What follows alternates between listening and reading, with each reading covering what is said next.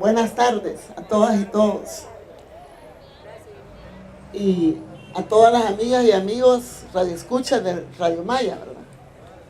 Al equipo de la Asamblea Legislativa, de nuestro grupo parlamentario, que todos los viernes prepara junto a ustedes esta tribuna.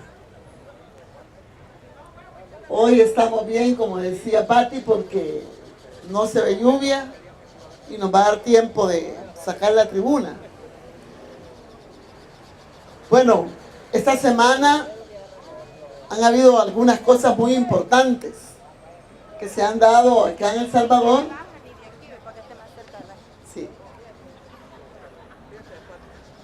Que se han dado en El Salvador, y desde El Salvador también se han dado muchas cosas importantes. Yo voy a tratar de tocar unos 3, 4 temas y después en el diálogo que ustedes tengan me dicen otras cosas que no haya tocado o ampliación, ¿verdad? Esta semana se desarrolló aquí en San Salvador la reunión de las y los parlamentarios de Eurolat. Eurolat es una asamblea que reúne 150 parlamentarios, 75 de Europa, del Parlamento Europeo, y 75 de América Latina y el Caribe.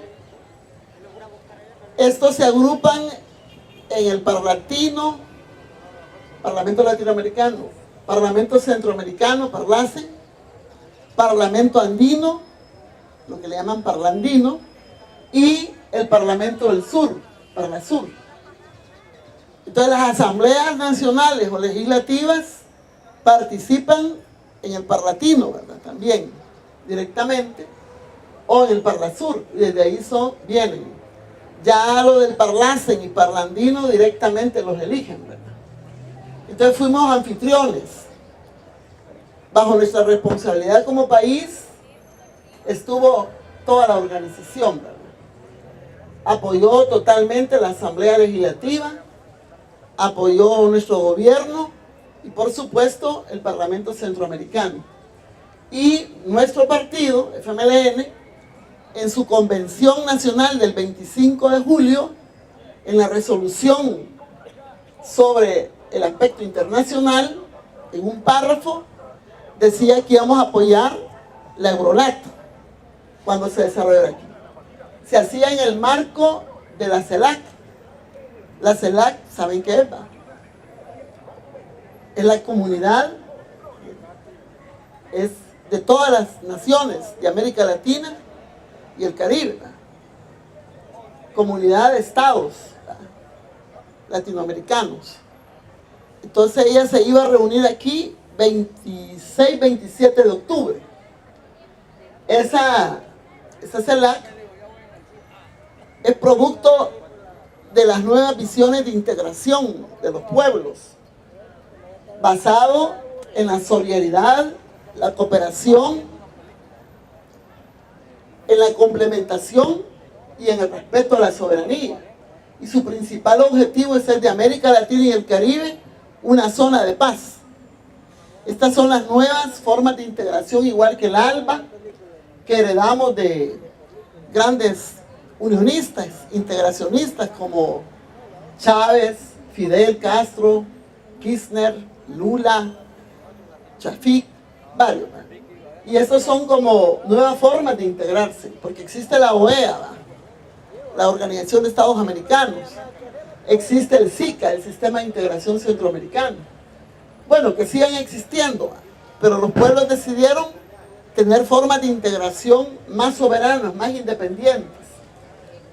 Bueno, pues por la situación de Venezuela y cómo la interpretan otros países alineados con Trump, con Estados Unidos, con la administración actual, y desde Obama venían, que es una amenaza a Venezuela, y que por qué El Salvador no se alinea y condena a Venezuela, sino que la defiende, ¿verdad? Y aquí ante Simón Bolívar, se lo puedo decir, nosotros estamos apoyando la revolución democrática, la paz, ¿verdad? Y todas las transformaciones que se están haciendo en Venezuela.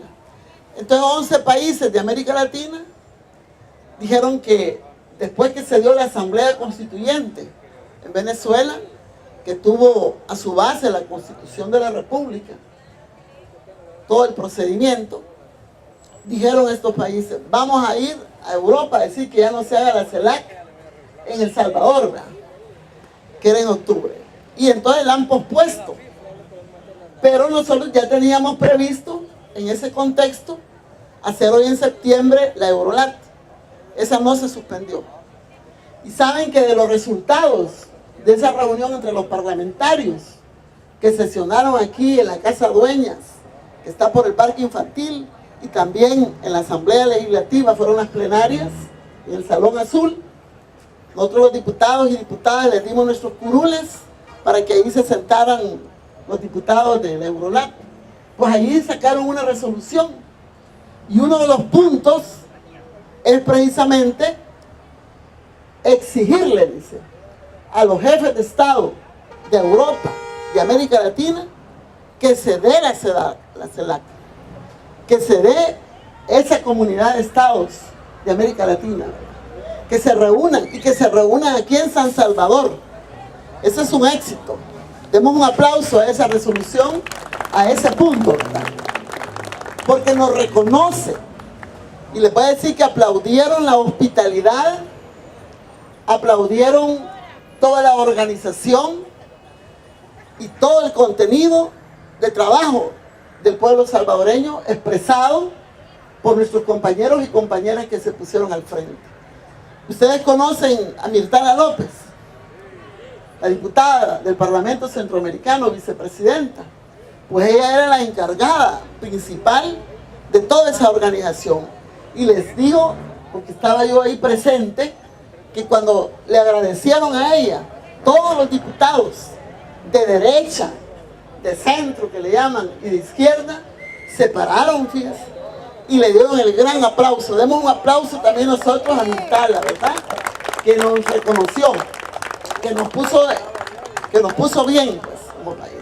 Entonces en la declaración le dicen a los países del mundo, de Europa y de América Latina, aquí no hay problema, como decían los que no quisieron que se hiciera la CELAC en octubre, que aquí vean problemas de seguridad, que aquí vean problemas de una cosa, de otra, pero en el fondo era un alineamiento, ¿va? Como lacayos a la orden que daba Trump, ¿va? Que solo por apoyar el proceso de transformación y luchar porque se respete la soberanía de Venezuela, no lo hacían en esa reunión. Pero aquí todos estos parlamentarios le decían lo contrario, ¿va?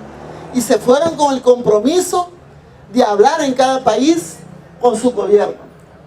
Otro punto importante que se abordó ahí y que es un tema que está muy actual, pues, para todas y todos los salvadoreños, es que se le recomendó al gobierno de Estados Unidos, los parlamentarios de la Eurolat, de que no suspenda el DACA.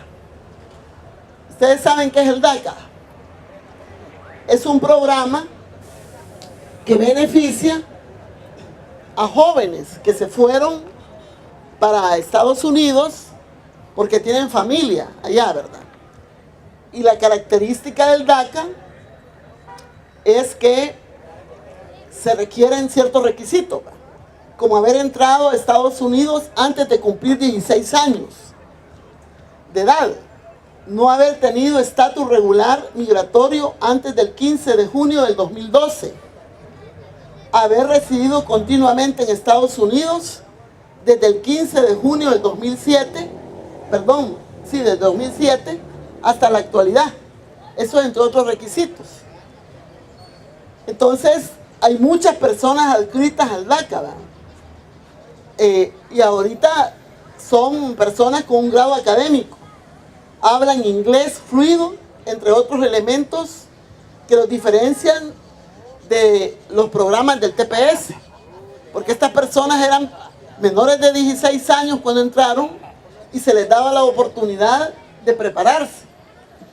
Tenemos nosotros cerca de 28,000 personas, pero todo el programa DACA es para 800,000 jóvenes, siendo los de origen mexicano mayores, ¿verdad? Mayoría, son 600,000, imagínense.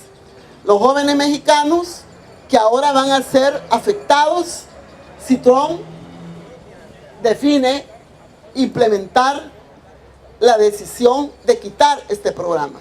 Y nosotros vamos a ser afectados también con 28,000 personas. Y que el gobierno de México es bien aliado de Estados Unidos, ¿verdad?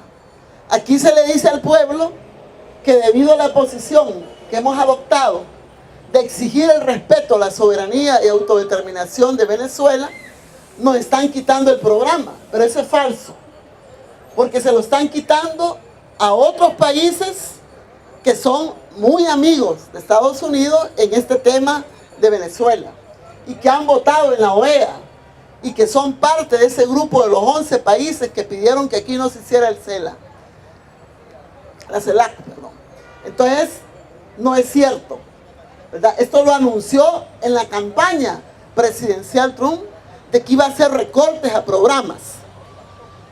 Entonces él está cumpliendo con un sector que le dio el voto, un sector que no quiere a los migrantes, que ellos creen que los migrantes les llegan a quitar el trabajo, les llegan a hacer una carga, y son posiciones muy antihumanas, muy, digamos, posiciones antimigratorias.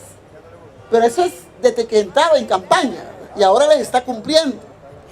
Igual como hizo un recorte al programa CAM, que le llaman, que por motivos de seguridad, muchas familias que viven en Estados Unidos, salvadoreñas, piden que se vayan sus hijos pequeños.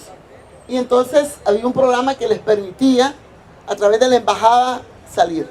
Ese también lo recortó. Y lo que está pasando ahorita, que ayer lo anunció, ¿verdad?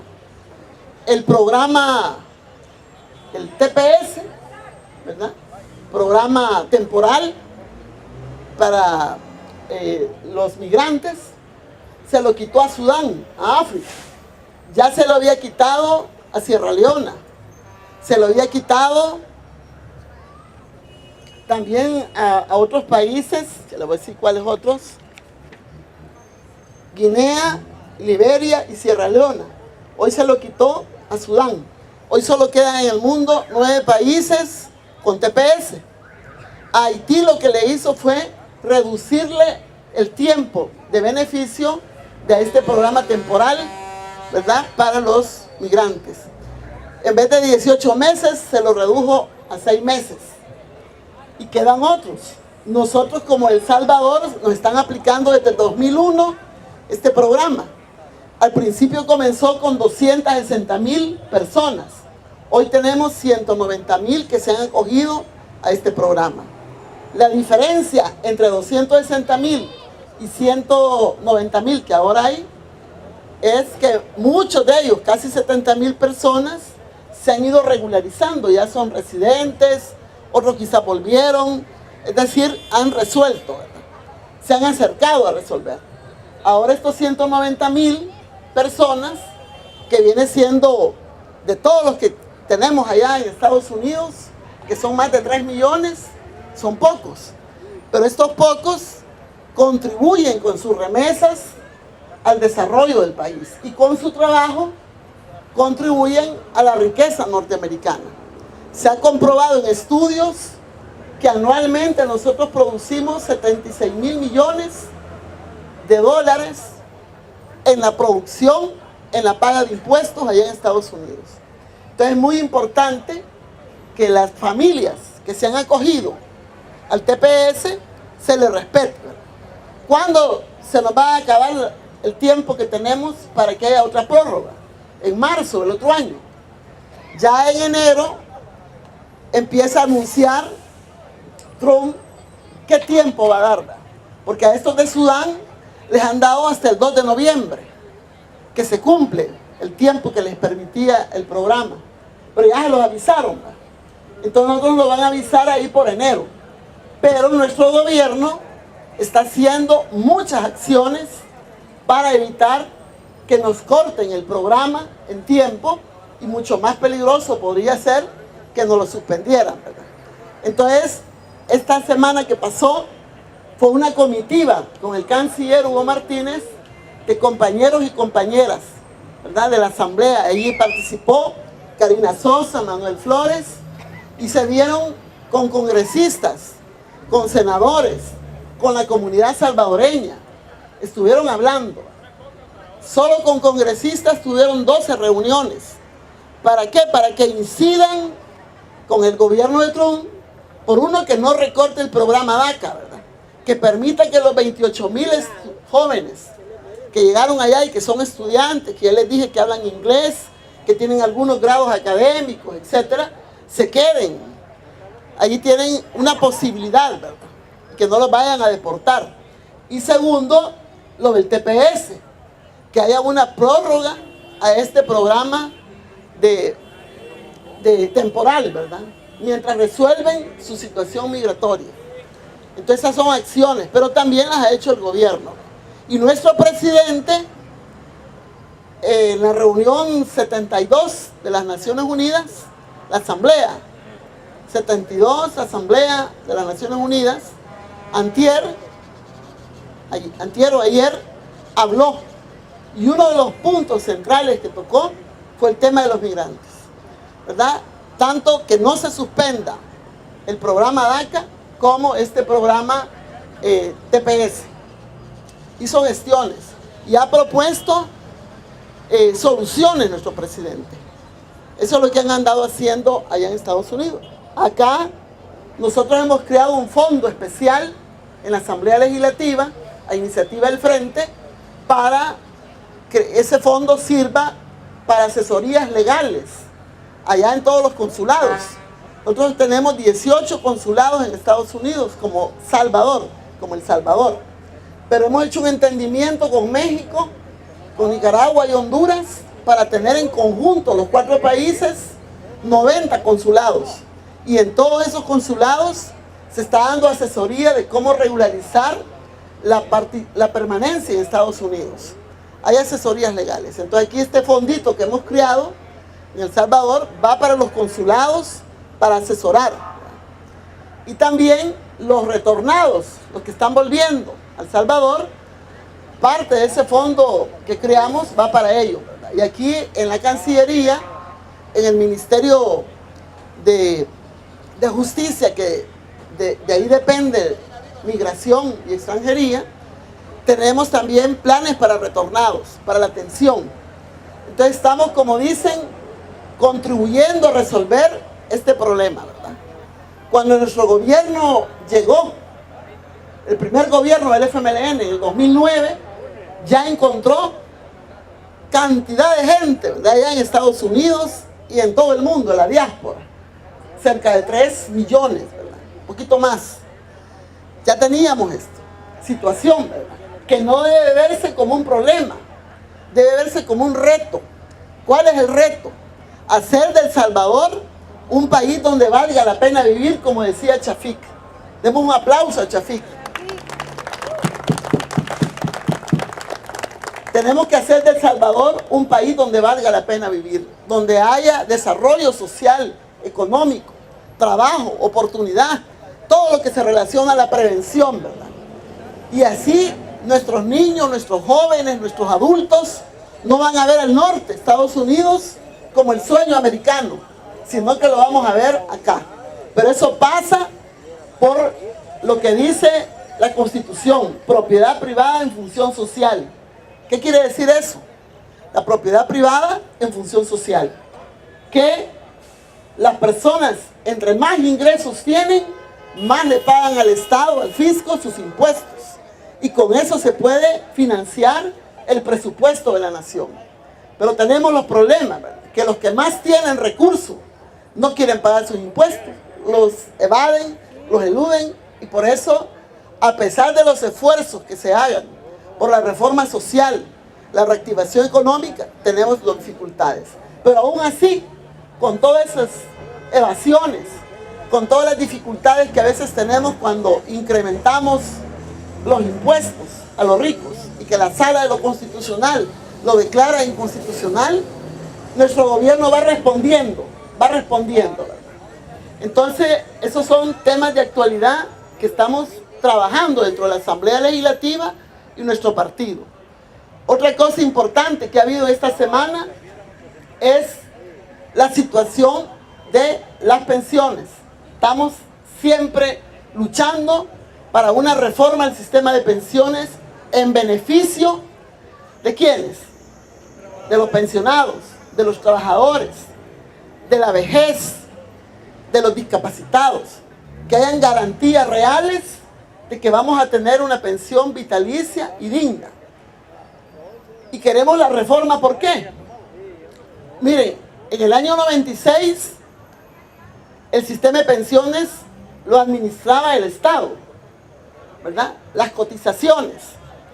Pero los que tienen mucho dinero, los mercantiles, los que andan en el mercado queriendo obtener más dinero, decidieron privatizar las pensiones, ¿verdad?, para hacer de los servicios públicos negocio. Y vinieron y la privatizaron en el año 96. Y volvieron obligatorio a que todos los menores de 35 años para abajo le cotizaran a las privadas. Ahí surgieron como 4 FP, ¿se acuerdan? Y años después, en el 2006, crearon también un decreto 100, que creaban un fondo de obligaciones previsionales a través de un fideicomiso, ¿verdad? Y que también obligaron al Estado a que se hiciera cargo de la pensión vitalicia y digna de todas las personas, aún las que estaban cotizando sobre el sistema privado. Y a la vuelta de la vida, ¿qué teníamos? Un gran endeudamiento por las pensiones. Así encontramos en el 2009 el país con grandes deudas de las pensiones, además de las deudas que hace el Estado para resolver los problemas que no se completan en el presupuesto. Pero esa era como una extra, ¿verdad? ¿Por qué? Porque miren, de 10 personas que cotizan, ¿cuántas le cotizan a la AFP? Casi 9, y una al Estado.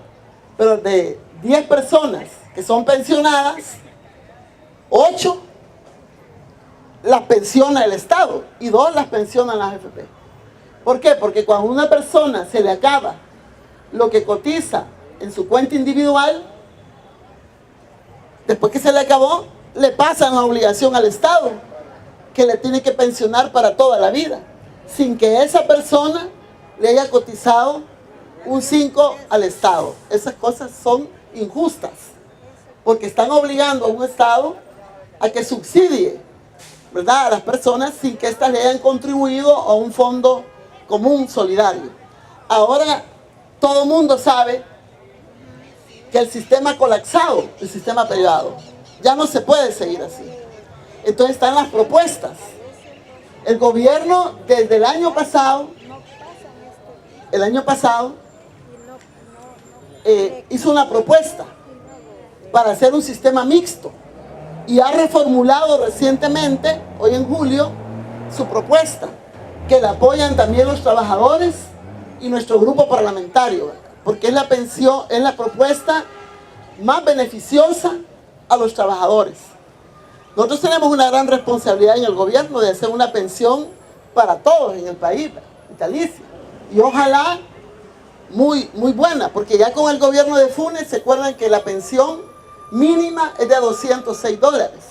Antes era de 114, 140, entonces la niveló, así como aumentó los salarios al sector público. Ya nuestro gobierno de Salvador Sánchez Serén ya aumentó el salario mínimo al sector privado a 300 y está proponiendo esta reforma de garantía para el trabajador.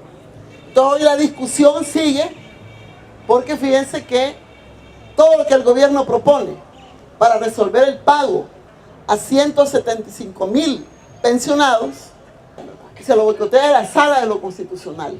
Hace poco propusimos, para resolver los pagos de este año, una reforma a la ley del Fondo de Obligaciones Previsionales, ¿verdad?, que ya establece que hasta el 45% de ese fondo, que son todos los fondos de pensiones, puede prestar el gobierno a una tasa de interés adecuada para usarla para pago de pensiones.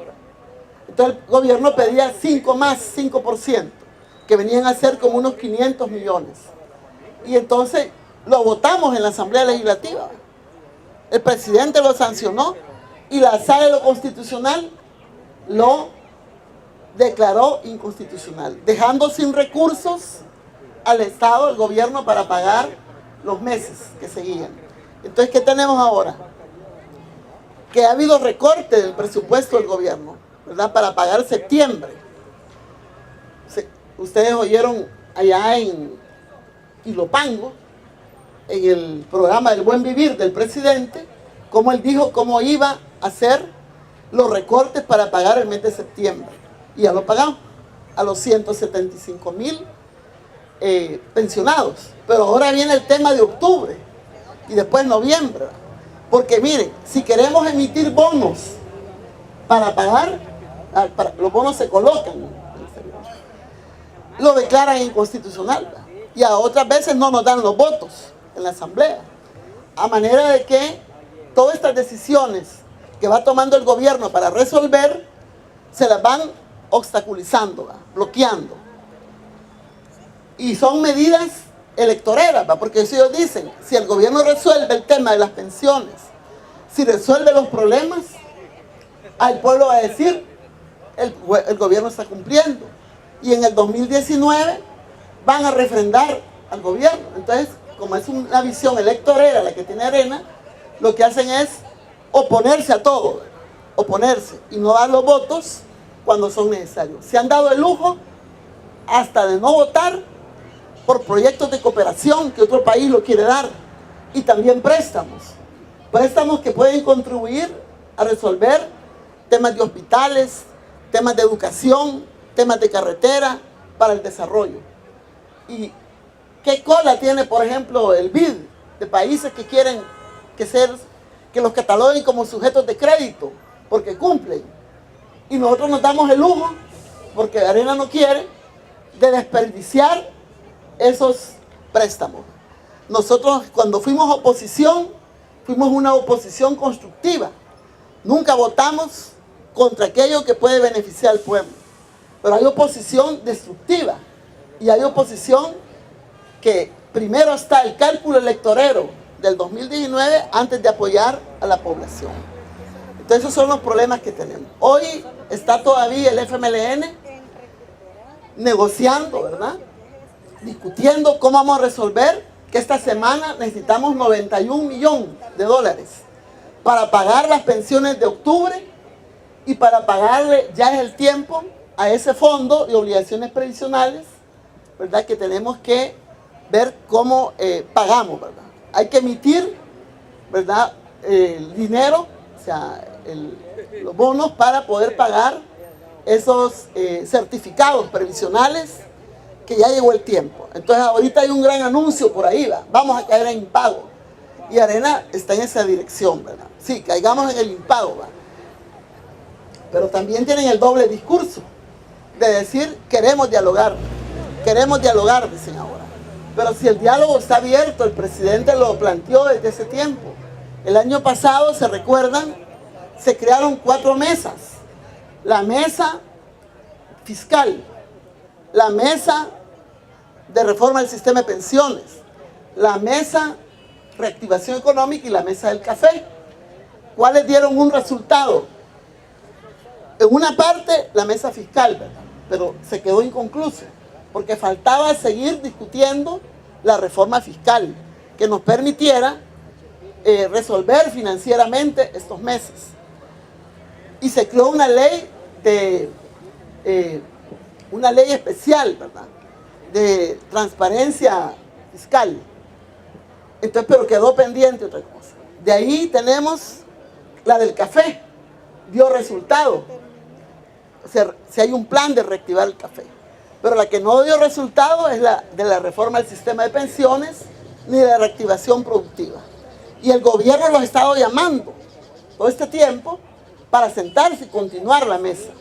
Y ahora ellos han salido diciendo, bueno, nos vemos.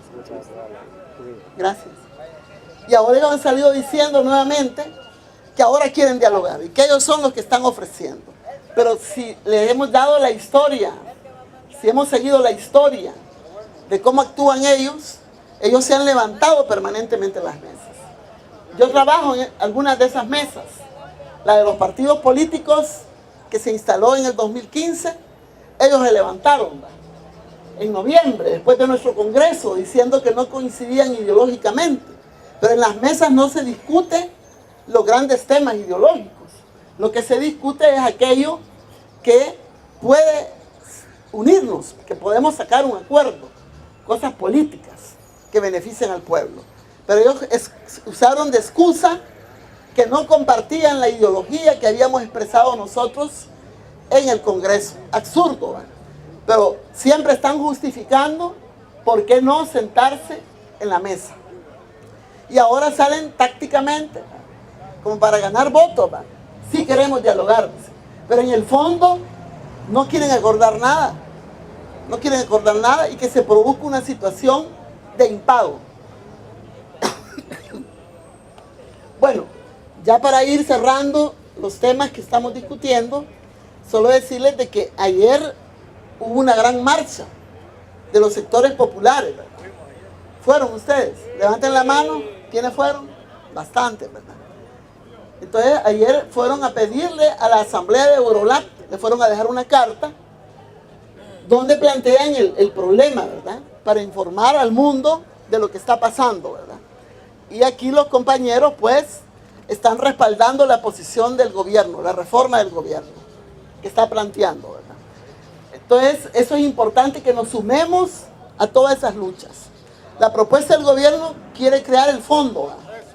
Un fondo, pues bueno, no me voy a detener mucho en la propuesta del gobierno porque en otros temas les han venido a dar la explicación, ¿verdad?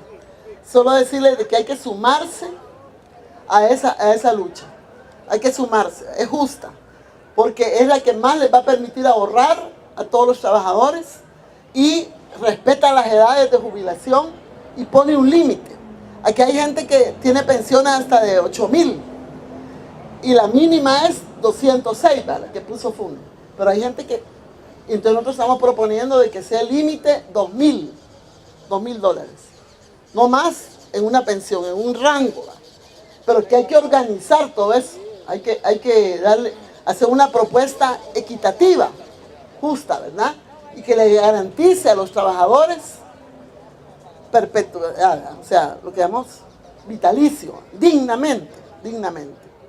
Y que en vez de que ahorre más, que capitalice más la empresa privada, aumente el ahorro del trabajador, ¿verdad? Para que cuando él se llegue a jubilar, lo haga en mejores condiciones. Es un debate que ahorita en Capres están discutiendo eso. Lo que sí todos sabemos ya es que ya hay decisión de crear un fondo común. Ahora, ¿cómo va a ser ese fondo? Es lo que está en debate. Y hay conciencia en el pueblo de que el sistema privado fracasó. La AFP, que las copiamos de Chile, ¿va? Del país Chile, que allá en las calles anda la gente luchando también en Chile porque se quiten las AFP. En varios países, que son poquitos los que quedan con pensiones privadas, se lucha intensamente para que se hagan las reformas y realmente el Estado, que vela por los intereses de los pueblos, lo asuma. Otra cosa que ha sucedido estos días, compañeros y compañeras, es los desastres, ¿verdad? Los desastres que han afectado a muchos pueblos del mundo, sobre todo el Caribe. Pero esos desastres son provocados por un cambio climático, porque nosotros hemos destruido el medio ambiente, el ambiente. Y esos son resultados de esa destrucción de las grandes transnacionales y de la falta de compromisos que ha tenido los países imperialistas. No quieren comprometerse ni firmar. En Estados Unidos no firma nada de compromisos internacionales que puedan preservar, proteger el medio ambiente. Entonces, es como un dejar hacer, dejar pasar lo que las fábricas con sustancias, con químicos, provocan, ¿verdad? No hay reglas para transnacionales. Entonces nosotros como país hemos firmado protocolos, convenios que buscan respetar el clima, ¿verdad? Y tener una relación armónica con la naturaleza. Cuando no se respeta todo eso, sucede todo este trastorno de cambio climático que llamamos. Y provoca eso desastre, huracanes, ¿verdad? Cuba, por ejemplo, durante todos estos años había tenido algún huracán, pero jamás había sido atravesado de punta a punta, ni de norte a sur, ni de oriente a occidente, ¿verdad? Ahora sí, este Irma lo atravesó todo, ¿verdad? Y hay grandes pérdidas. Fíjense, pero la diferencia es que la gente muy organizada, ha preservado la vida. Unos 10 personas padecieron ante semejante huracán, ¿verdad? Pero fue porque no se quisieron salir de sus lugares. Pero de ahí el resto de gente fue salvaguardada y también protegidas muchas cosas. Ahora estamos en campaña de buscar recursos para mandarlos a Cuba para la nueva, para levantar todas las cosas que se cayeron, ¿verdad? Y se perdieron. Pero también otras islas del Caribe. Ahí pues los medios de comunicación, las redes sacan desastres, ¿verdad? Ahorita está pasando otro que se llama María, por República Dominicana. Pasó por Puerto Rico. Los terremotos que ha tenido México. Solo en un mes tuvo 2, ¿verdad? Pero el más grande fue el de hace poquito, de hace unos 3, 4 días, que ha afectado a cientos de personas. Y ahí están hablando que también en Asia hay temblores, terremotos, etc. Pero todo eso es causa de la destrucción del planeta, del no cuidado del planeta, de la violación a las reglas que se pactan por parte de las grandes transnacionales y los países imperialistas. Nosotros aquí en El Salvador debemos de trabajar intenso por proteger nuestro medio y por tener una relación armónica con la naturaleza, ¿verdad? Como dicen, reconciliarnos con esa naturaleza y en vez de estar deforestando, ¿verdad? Hay que reforestar, hay que sembrar árboles, hay que cuidar todo hay que cuidarlo. Entonces, hay campañas, para finalizar, decirles que estamos recogiendo recursos, ¿verdad? Ahí van ustedes a oír en la radio Maya que hay algunas actividades, venta de bonos, fiestas, premios que se están rifando ahí, como un pasaje, y también quien pueda mandar a una cuenta directa que está circulando, a un banco, para que esto llegue a Cuba directamente. Y bueno, y a México yo le pregunté al embajador que en qué podíamos contribuir, ¿verdad? Si con ropa, recoger ropa, medicinas, y ellos también piden dinero, ¿verdad? Todos los países están pidiendo, mejor dicen, ¿cómo se llama? Dinero. Pero también podemos hacer voluntariado, ¿verdad? Mano de obra, gente que pueda ir. Así que la primera brigadita que llegó a México para contribuir a desenterrar personas que estaban soterradas fue una de El Salvador. Démosle un aplauso a nuestros compañeros que fueron allá, enviados por nuestro gobierno. Fue la primera brigada de rescate, ¿verdad?, que llegó a El Salvador. Y podemos seguir haciendo cosas importantes también, pequeñas pero significativas, por estos pueblos. Porque cuando nosotros padecimos los terremotos, ¿se acuerdan? Los últimos fueron en el 2001. Mucha gente vino a ayudarnos solidariamente. ¿O no? Vinieron y nos ayudaron, ¿verdad? Nos ayudaron. Así que la solidaridad, la reciprocidad, tiene que darse en todo sentido, ¿verdad? Tenemos que ser solidarios con estos pueblos que ahora lo necesitan en este tema. Bueno, yo quería hacer unas preguntas también antes de pasarles el micrófono, ¿verdad? Sí, ya le voy a... ¿Quiénes tienen DUI? Que levanten la mano. Todos tienen DUI ya. Ya. Algunos veo que no levantan la mano. ¿Ah? No, yo pregunto para que lo vayan a sacar los que no tienen nada de quitarles. Solo que tenemos que estar preguntando para que la gente, ya se están venciendo los tiempos y hay que ir a renovar, ¿verdad? Porque ya todos estamos mayores aquí, ¿verdad? ¿Quiénes son pensionados aquí? Que levanten la mano. Pensionados que reciben pensión mensual, levanten la mano. 1, 2, 3. ¿Y quiénes son beneficiados de las pensiones? O sea, que a alguien le dan una pensión y contribuye con ese dinerito en la casa.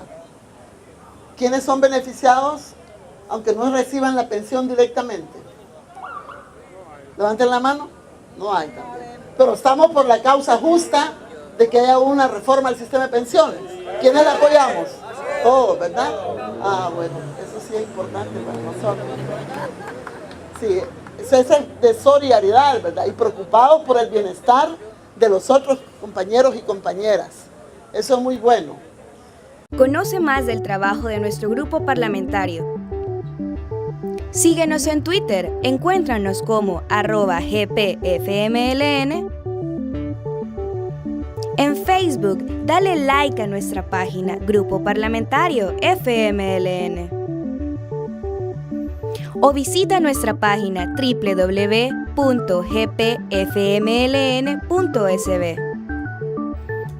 Grupo Parlamentario FMLN, legislamos a tu favor.